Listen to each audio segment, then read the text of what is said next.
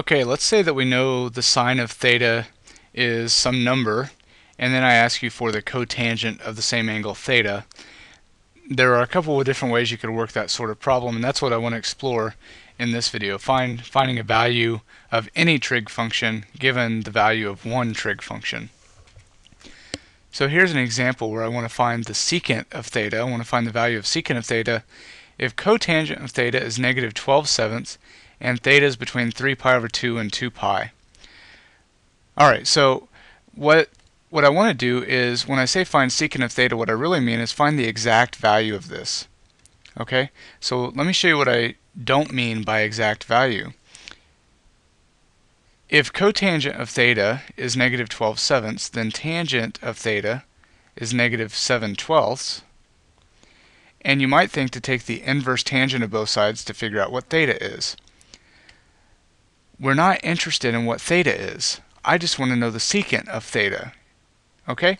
And the problem with this is, if you take the inverse tangent, you may or may not know this yet, but inverse tangent in your calculator only gives you an acute angle, a certain type of angle.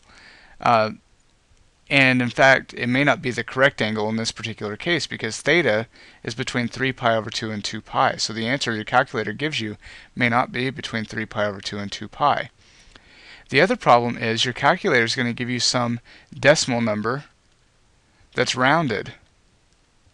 And already, since it's rounded, there's no way to go from a rounded angle to come over here to get an exact value for secant.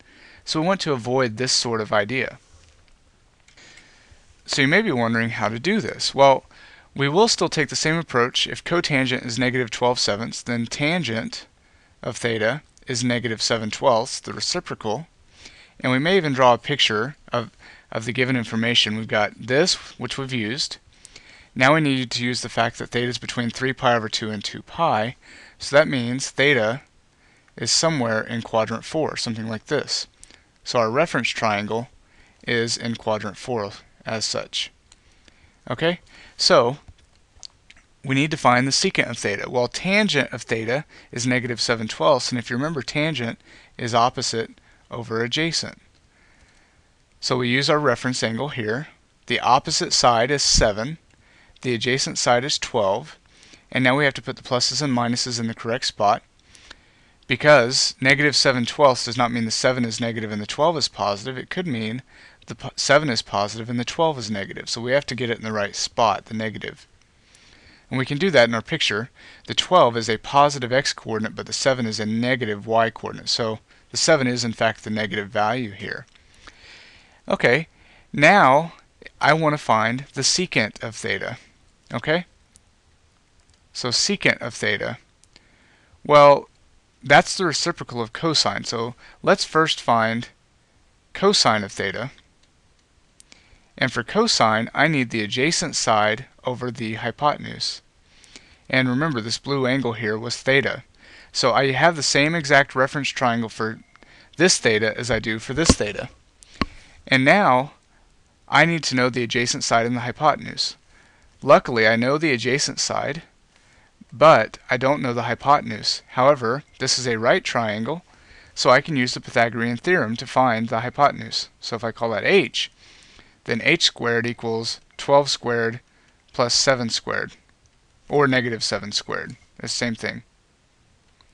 So h is going to be the square root of 144 plus 49, which is 193. So the hypotenuse here is the square root of 193. So the adjacent over hypotenuse is 12 over the square root of 193.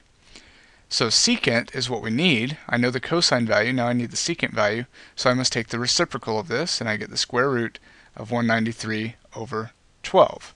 And it is a positive value because cosine is positive in the fourth quadrant. Right? The x-coordinate's positive in the fourth quadrant, so secant is also positive. So the exact value of secant of theta is this, and notice that I never actually found the angle that we were dealing with. I simply found the secant of that angle.